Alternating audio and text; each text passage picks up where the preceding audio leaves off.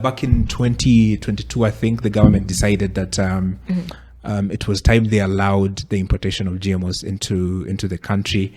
At that time, we had approach at least from the public, but one of my worst things was when our trade CS at that time said, there's a lot of things that kill Kenyans, and this will be just one of them. Yeah. So I think from that perspective, first of all, could you help us understand what is a GMO?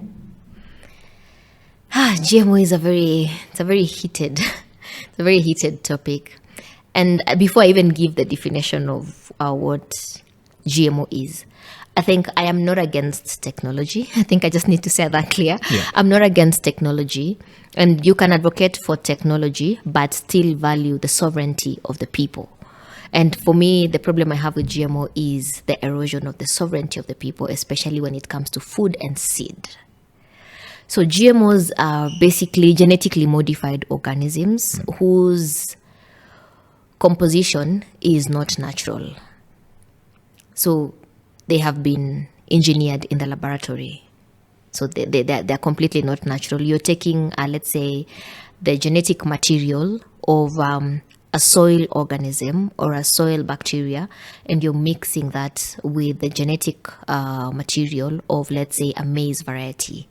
And that is not natural. Like in natural circumstances, the two would never pollinate. So in simple terms, that's what GMO is. And I think there's also a lot of confusion between a hybrid. So a hybrid is from the same species, for example. So if you have two maize varieties, right, and one of them can be able to withstand dry conditions, and the other one produces a high yield. So you could say, I want to have a maize variety that can be able to withstand drought, but also give me high yields. Yeah. So then you crossbreed the two varieties, but both of them are maize. Yeah. So that's the difference. So you're getting a slightly stronger version of the initial two varieties that you had. So that's the difference between a GMO and hybrid. Yeah.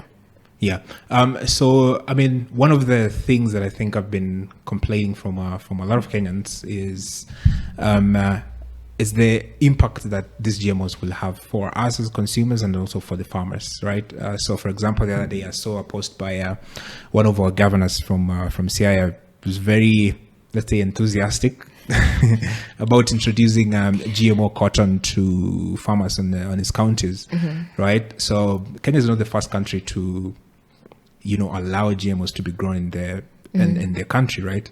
So what have you seen from the continent as well in terms of the countries that have adopted GMOs? Is there something to smile about?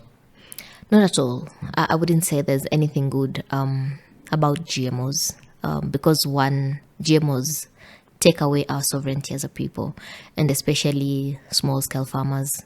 GMO is about influencing or controlling what we eat. So somebody somewhere is sitting in a laboratory and designing or coming up with a maize variety and telling Africans that, I want you to consume this kind of maize variety. So what happens to us as a people? Like, do we have a choice to make in terms of, no, I don't want to eat this, or I would like to consume this? What about the foods that we've always consumed since time immemorial? So it's all about control. Like somebody wants to control us and tell us, this is what we want to eat. This is what we want you to eat.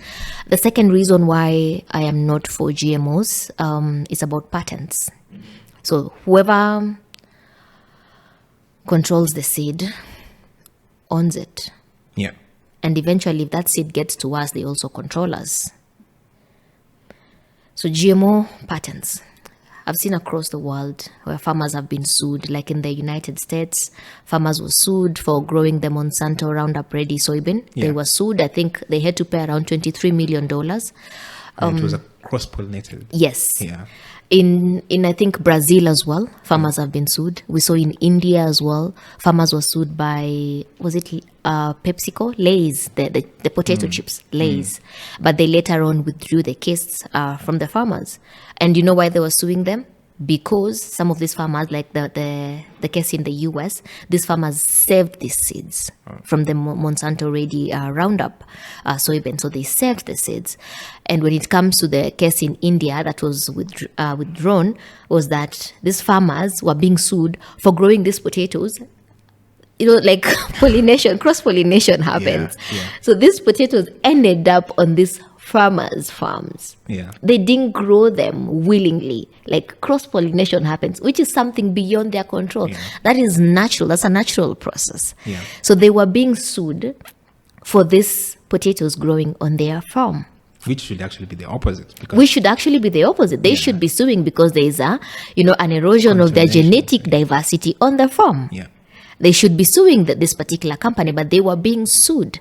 So try to imagine that in Kenya, do we have any proper legal or redress mechanisms for small-scale farmers for when their crops are, let's say the indigenous crops or local crops are contaminated by the GM varieties? I see government pushing for GM. I think right now we have BT maize, right? I see government pushing for BT maize. I see BT cotton.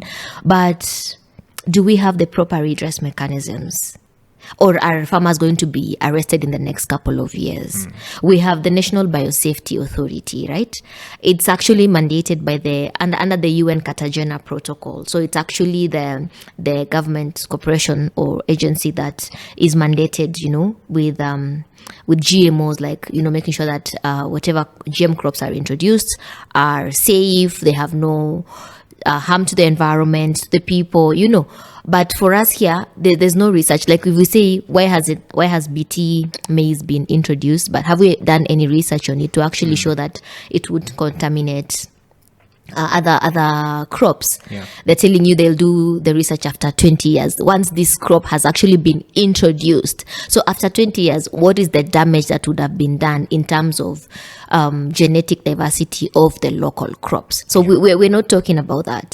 And then we're also not talking about the health effects. Like, has research been done on the health impacts of some of these GM crops? And somebody who will watch this podcast will say, there's been a lot of science and, scientific research, on GMOs being safe for consumption. But is that scientific research independent of influence from the proponents of GMO crops? Yeah.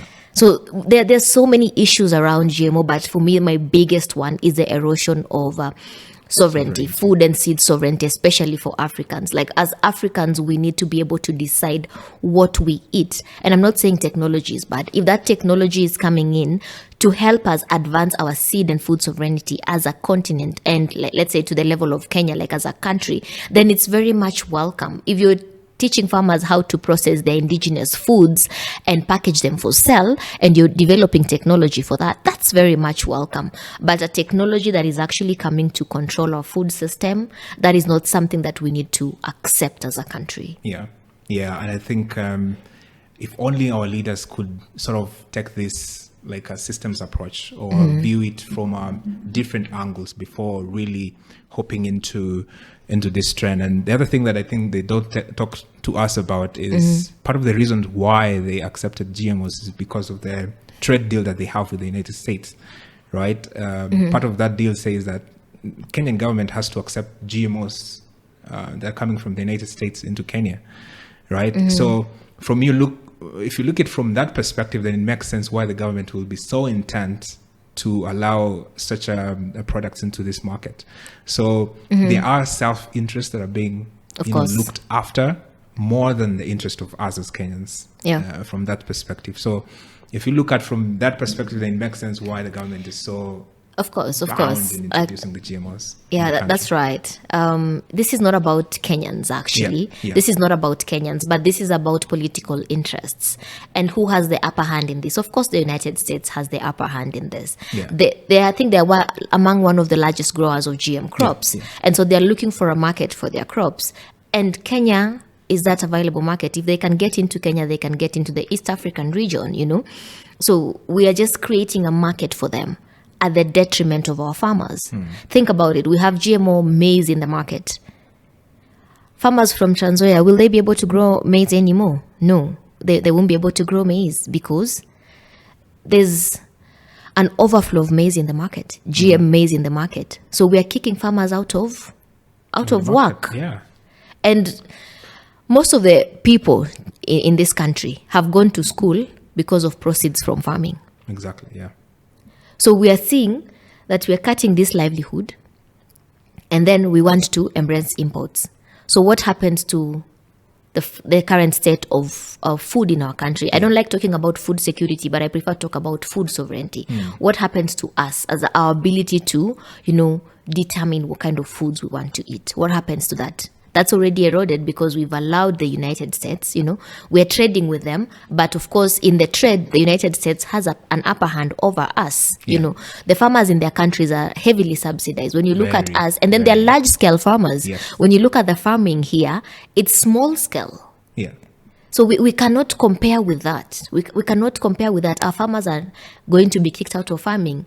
And when they are kicked out of farming, fertile agricultural lands are going to be idle. And we know when land is idle, that's when the multinational corporations kick in the form of what are they called? Farmer corporates, So they come in, and then the land is suddenly available, and then the land disappears, and then we have no land in our own country because a certain corporate from the United States, or I don't know from where, has leased the land for 99 years. I mean, look at the case of Del Monte. I've been to that region, And when you sit down with a community around there, when you sit down with a community, like let's say in Kericho and in the avocado growing areas, when you sit down with those people, you get to hear some of their concerns because they've not had access to their land. They can't even pass through that land. If they do, they are whipped, they are arrested for trespassing on our land. Yeah. It's ridiculous. Crazy. It's ridiculous when you think about it holistically.